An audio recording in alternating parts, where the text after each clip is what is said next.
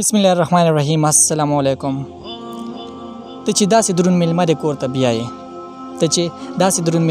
ته بیایې اول غول یې د صفا کله خشاکه زه یم ستاسو ورور ستاسو ملګری اجاز بونیری ستاسو دپاره مو راوړی دی یو نوی پروګرام. کتونکو دا یو اسلامي پروګرام دی. په دې پروګرام کې موږ ستاسو سره شیر کوو د روژې کم اهمیت چې دی، د روژې کم فضایل چې دي، روژه په کم ښه کارونه دي چې په هغې کولو سره ستاسو روژه خرابېږي او تاسو ته پته نه لګي. زموږ سره نن ناست دی مفتی محمد فرید خان صاحب. د دوی زه ډېره زیاته شکریه ادا کوم، د دوی زه ډېر زیات مشکور یم چې موږ له ټایم راکو، زموږ د پروګرام حصه جوړ شو او زموږ د پروګرام له ښکلا ورکړه.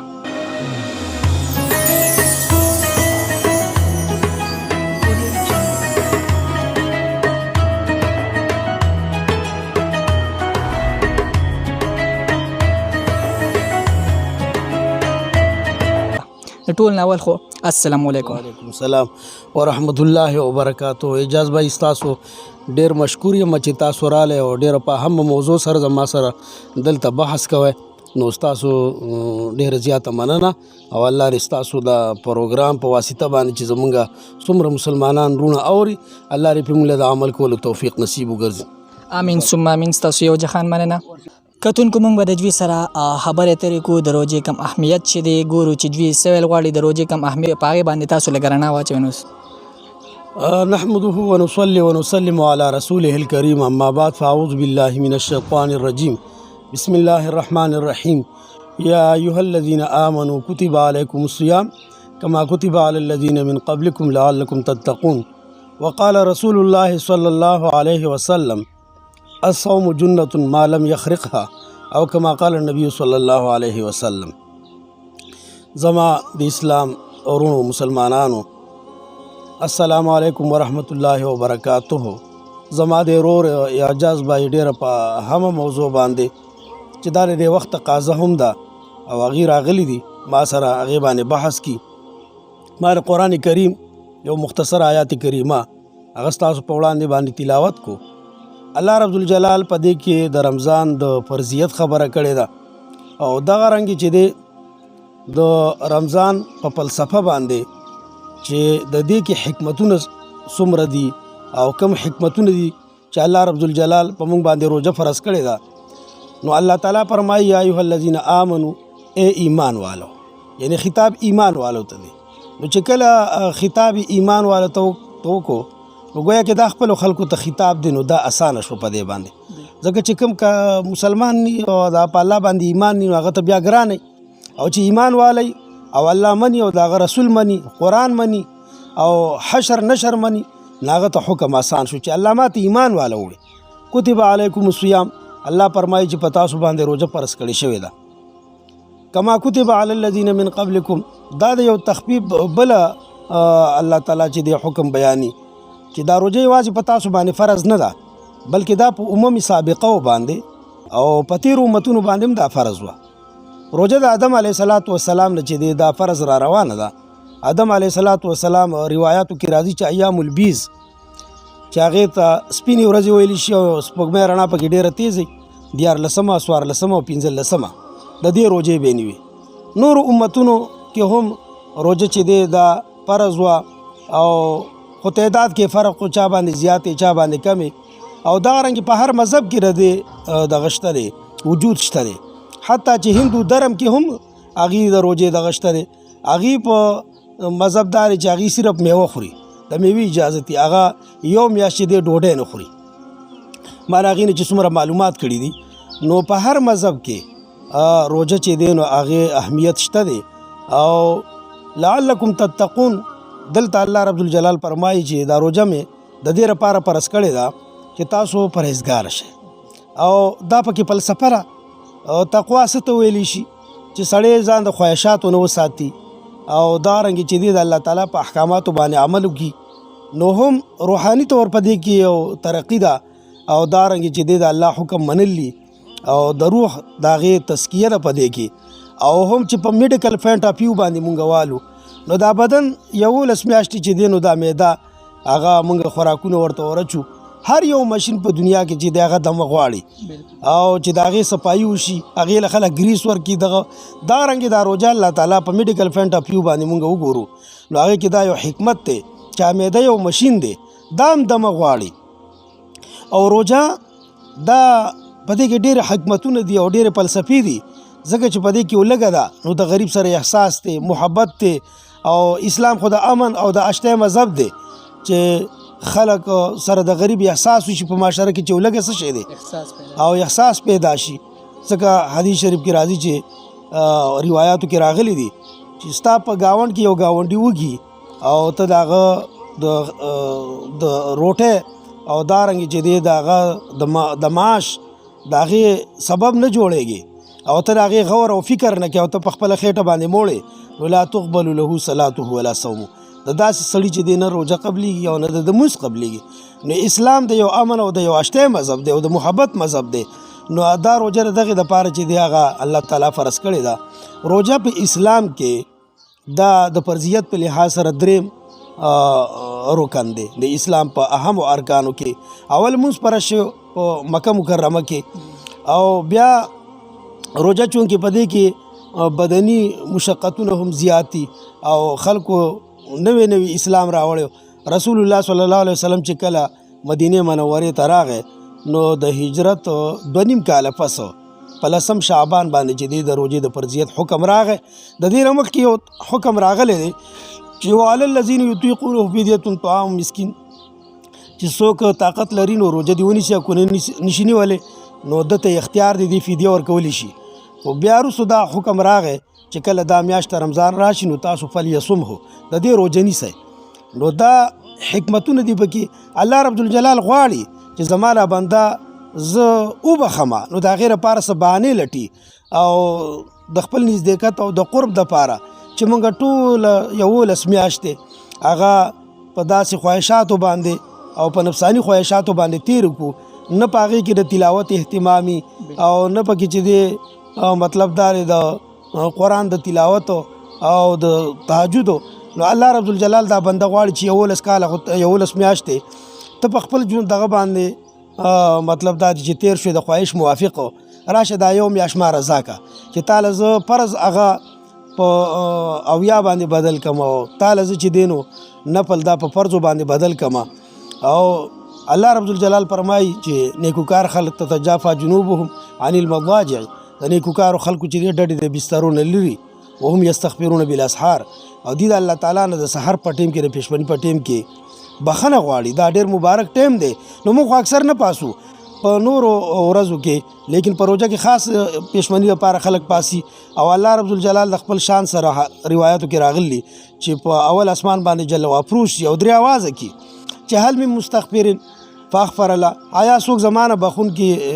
غوښتون کې شته چې زه وبخم او هل من مسترزقین ارزق الله څوک رزق غوښتون کې شته چې زه ول رزق ورکم او څوک داسې شته چې زمانه څه غواړي چې زه ول ورکم نو دا د الله تعالی نه د پېشمني په ټیم کې د غوښتو لوی ذریعہ ده او ټیمونه خالی د خوراک بدل شي د غرمې هغه ټیم چې دی هغه لږ د وخت شي پېشمني ته راشي نور دانه چې ګنې خوراک بند دی خوراک بند نه دی خو خوراک هماغه دی جی اجازه خوراک هماغه دی خو صرف خالی ټایم بدل شي صحابه کرام ډېر په لږه باندې او په تکالیفو کې چې په هغه وخت کې نه روټۍ وه او نه چای وه او معاشي طور ډېر زیات کمزوري لیکن روژې چې دی هغې خوشحالېدل به او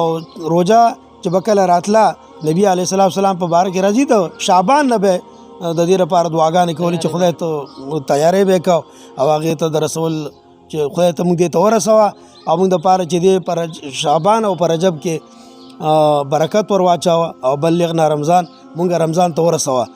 نو مسلمانان که په دې باندې پوه شو چې په دې باندې زما رب زمانه خوشحالېږي نو چېرته به دې بیا روژه پرېنږدي چېرته به دې بیا په لهو لعب کې خپل ژوند نه تېري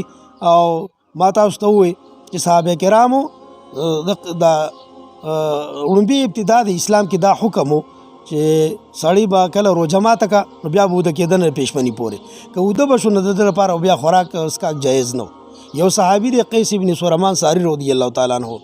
د ټوله ورځ د ذمېدارۍ کار کړی دی په پټي کې ماښام راغی کور ته نو خپلې بیبي ته وایي چې د خوراک څه شته دی چې زه وخورم نو بیبي ورته وایي چې زمونږ کره خو کور څه شته دی نه. البته زه به د ګاونډیانو کره ورشم او که هغې څه پخ کړي و تاله به راوړم ته به پرې روژه ماته کړي. دومره غربت و لیکن د الله نه ګیله نه کي. مونږ الحمدلله خدای پاک څومره نعمتونه راکړو او هر څه ډېر دي الله پاک راکړي، لیکن بیا هم مونږ د الله تعالی نه ګیله من یو. دا بیبي چې لاړه کله د ګاونډیانو کره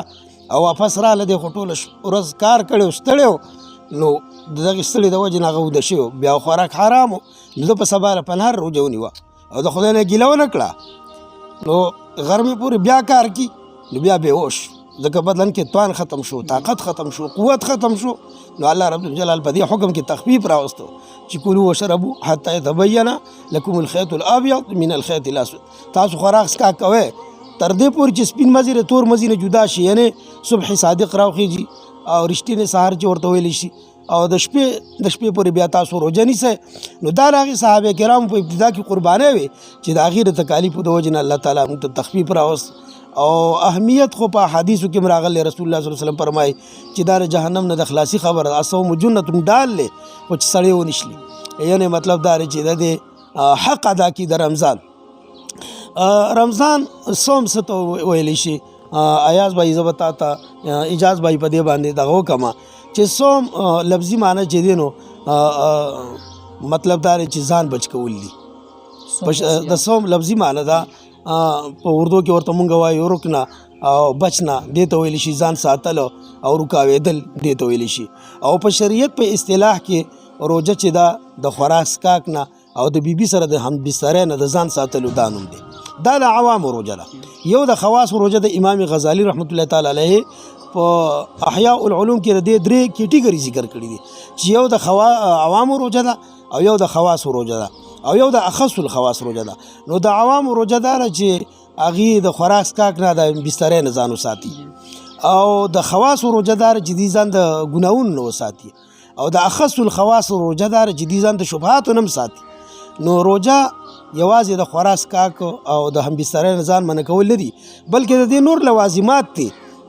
چې سړی د حرامو نه ځان وساتي، په حرامو باندې روژه ماته نه کړي، ځکه په حرامو باندې چې د روژه هغه نه قبلېږي. حدیث شریف کې راځي کل بدن غذي بالحرام فالنار اولی بها. کم بدن چې په حرامو باندې لوی شي د لپاره اور ډېر لایق دی. نو په حرامو چې ټوله ورځ ځان ستړي کړي او بیا ماښام کې چې دی په حرامو باندې روژه ماته کړي، نو کم از کم چې دی په حلالو هغه دې اوبه ولیني. اول په کجوره باندې دغه راغله په اوبو باندې راغلی ده چې سړی په دې باندې روژه ماته کړي او دې کې برکت هم دی. او د اسلام هر یو خبره چې دا په میډیکل پوینټ اف ویو باندې واله نو هم چې دی نو هغې کې فواید دي، هغې حکمتونو باندې مونږ پوره نه یو خبر. الله رب الجلال د بنده سره ظلم نه کي بلکې د ده سره احسانات کي، او احساناتو باندې چې دی مونږ زمونږ عقل به کار نه کي. په دین کې کوتا دغه نشته دی، سنقص نشته دی، لیکن زمونږ په عقل کې بلا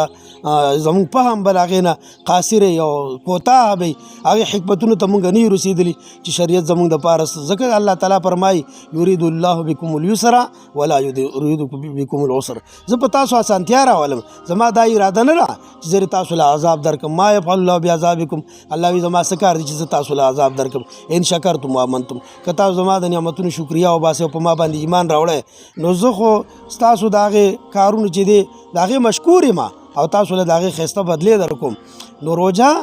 دا په اسلام کې یو ډېر اهم عبادت دی، او حدیث شریف کې راځي چې دا د جهنم نه د خلاصي او دارنګې د هغې لپاره ډال دی، خو ما لم یخرقها چې دا ونشلي. نو ما تاسو ته چې یو حلال رزق، غیبت نه کي، چغلي نه کي، او دارنګې چې دی د مسلمان دغه نه کي، د هغه سطر نه پورته کي او هغه ته تکلیف نه رسی. نو دا لوازمات دي د روژې چې د هغې بنده خیال وساتي او په هغې باندې عمل وکړي، او د سترګو خیال وساتي. نن سبا موبایل دي، ټچ، او په هغې کې مختلف حدیث شریف کې راځي العینان تزنیان، چې سترګې زنا کی و زناهما نظر، او د دې زنا بد نظري ده. غوږونه زنا کی، د زنا خبرې اورېدل دي، ژبه زنا کی، د زنا خبرې کول دي. نو د دغې یوازې د خوراک څښاک نه او د بسترې نه ځان ساتل دا چې دی کامله روژه نه، کامله به ان هغې نه چې دی د هغې امورو نه چې هغه که واړه ګناهونه دي که غټ دي او دارنګې چې دی هغه شبهات دي د هغې نه ځان وساتي. نو دا روجا دا دې کې ډېر زیات فضایل دي د دې په احادیثو کې ستاسو دوره وخم دغه نه دی نشته دی چې پای باندې زه تفصیلي دا یو موضوع داسې دی چې دا ځاله مستقل بحث غواړي او مستقل ټیم غواړي. جزاکم الله. بالکل څنګه چې تاسو وکړې ډېرې خوږې خبرې. اوس پته مونږه شارټ یو څو پوښتنې کو د هغې به دوی مونږ لره کې جوابونه